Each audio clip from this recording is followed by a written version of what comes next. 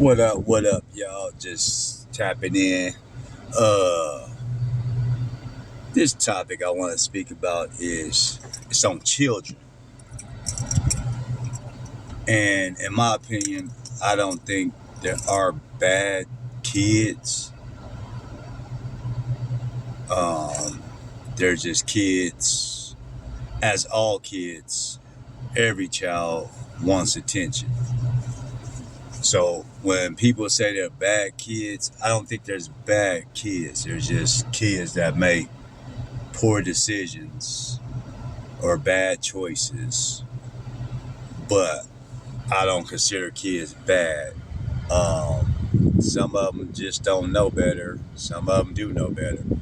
But no matter what, for all kids, they all just want attention. And it's either they want good attention. I don't think none of them want bad attention. It's just the fact is they want attention and they do things that come off as bad instead of realizing they could probably do something else to get what they really want. And I speak on as far as working in the school district. A lot of them kids that teachers call bad, what it is some of them just want attention and love because they might not be getting it at home. I know a lot of kids that might be from homes that there might not be getting no food at home. They might not be getting attention at home. Probably getting abused at home.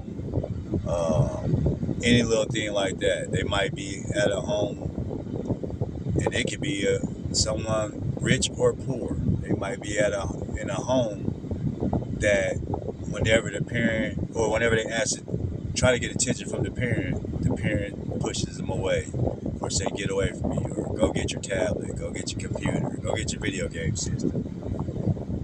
Which those kind of kids, no matter poor or rich, if your kid ain't getting attention, then they gonna start doing stuff to get attention.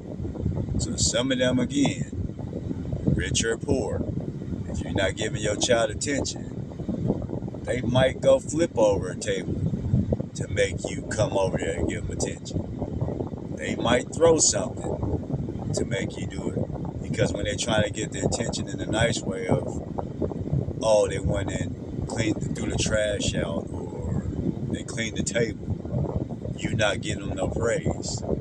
So they go out and act out so that they can get the attention that they want because they know if they tear something up, you're going to give them that attention.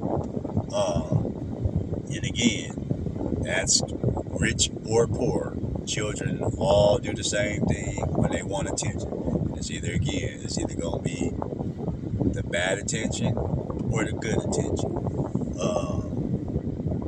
And most of these kids that do bad things in school that teachers label as bad, again, they might not be getting at home. They might even be getting yelled at home, or even before they get to school.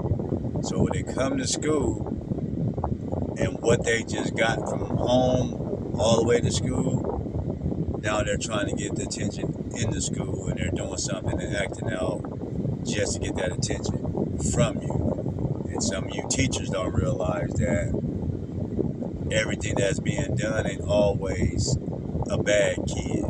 Again, they just making a poor choice at that time. I've been working in the school district for years.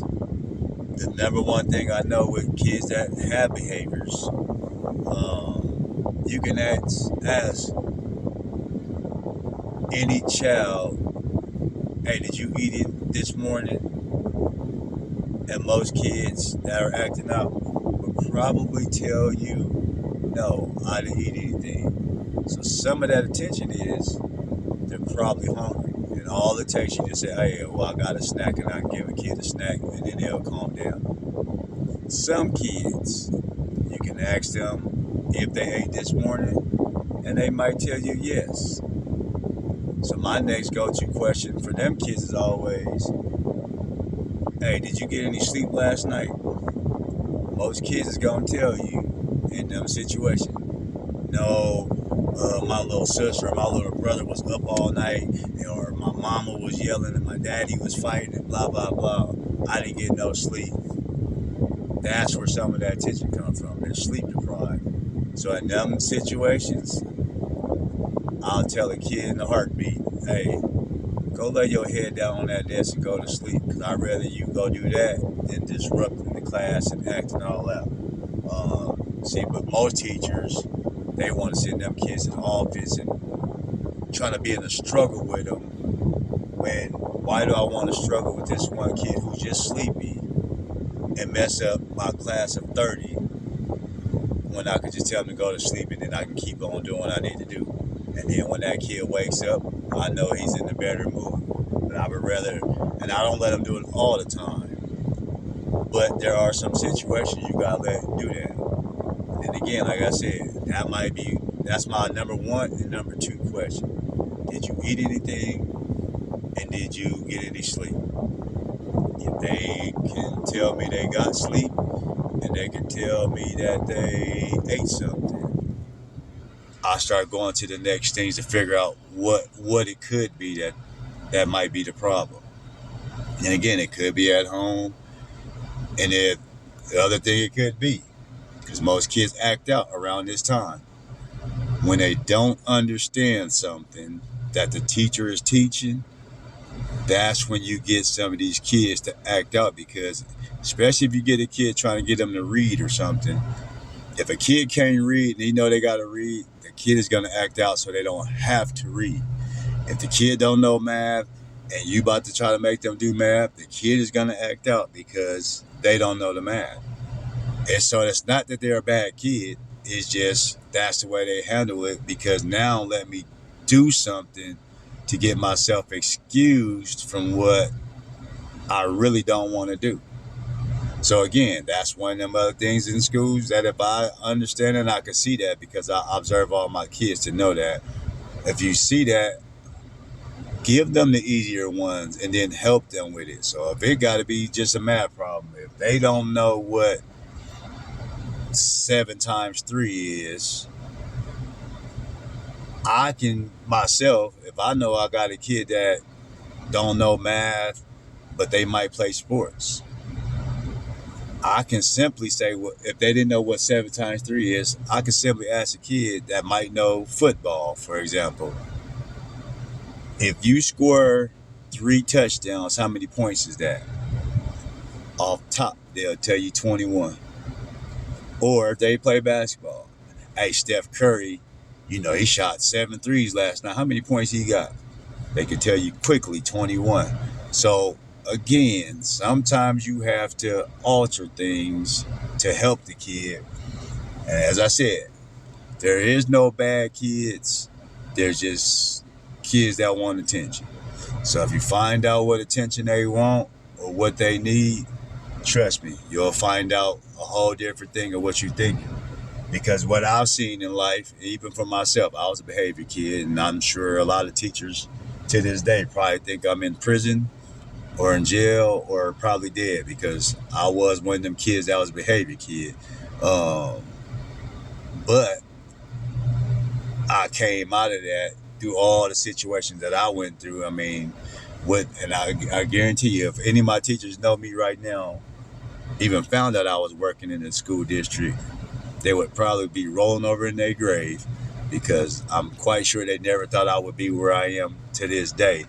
But again, the attention I needed came from certain people.